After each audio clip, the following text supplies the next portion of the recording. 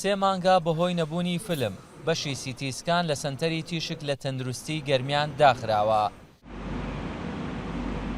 هەتا ئێستا ژێمە نەخۆش دێرناوی هەر تۆمارەکەین. سێ مانگا دەیان نەخۆش خۆیان ناونووس کردووە، تیشکیان بۆ نەگیراوە.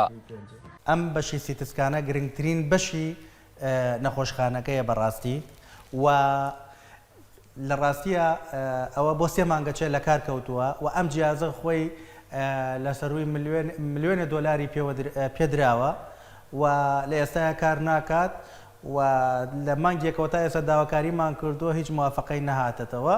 یعنی ئەمە ئەگەر ملیۆنێکشمان بۆ دابین بکرایە بەو ملیۆنەیە لەوانەیە بمانتوانێت مانگێک پەرەمان بە ئیشدایە نەمانێشتایە خەڵک بڕاتە خەستەخانە ئەهلەکان. دووبارە 25,000 دەستن دگەم. جەبار سلێمان دوو مانگا چاوەڕێیە تیشی سیتیسکان بۆ سنگی بکەن.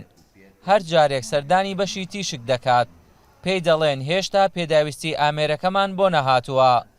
وتیان کاکە ئیشاگی تۆنەر مانگەرەکە بۆ نەخۆشینەکەیتەوە وەختێ چوون بۆ ئەو ئەیادە نردمی وتی 120,000 برا 120,000 من توانام نییە کرێکارێکی داما کرێکاریشمان بۆ ناوێ بەڵێ کرێکاری بەس کرێکاری کووە. پێشتر لە سەنتەری تیشکی گەرمیان ڕۆژانە بەیانیان و ئێواران 25 نەخۆش تیشکی سیتیسکانیان بۆ دەگیرا، بەیانیان بە 15,000 و ئێواران بە 40,000 دینار. بەڵام لە نەخۆشخانە تایبەتەکان تیشک لە نێوان 130 بۆ 160,000 دینارە. نەبوونی فیلمی تیشک لە چوارچێوەی گرفتی دەرمانە کە 6 مانگا تەندروستی سلێمانی و هەڵەبجە و ئیدارەی گەرمیان بەدەستیەوە دەناڵێنێت.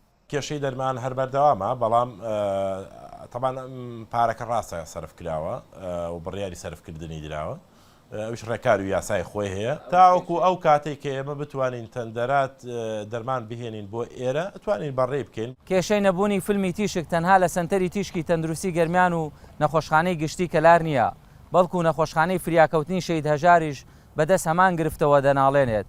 بەڵام لەبەر ئەوەی ئەو نەخۆشانەی دێنە ئێرە و کتوپڕن پێویستە تیشکیان بۆ بگیرێت ڕێگەیەکی جیاواز بەکاردێنن. لەم نەخۆشخانەیە ڕۆژانە نزیکەی 100 نەخۆش تیشکی ئێکسڕای واتە تیشکی ئاساییان بۆ دەگیرێت. بەڵام لە ڕێگەی کامیرەی مۆبایلی نەخۆشەوە وێنەی ئەنجامی تیشکەکە دەگیرێت و پیشانی پزیشک دەدرێت.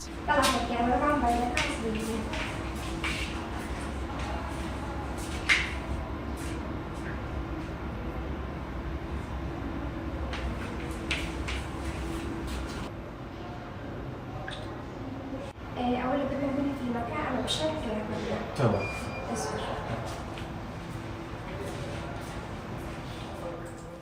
بۆ دەربازبوون لە گرفتی نەبوونی فلم نەخۆشخانەی شەید هەژار دەیەوێت لە ڕێگەی شاشەیەکەوە ڕاستەوخۆ پزیشک تیشکەکە ببینێت، بەڵام ئەمە کێشەکە چارەسەر ناکات و نەخۆش پێویستی بە تیشکی چاپکراو دەبێت.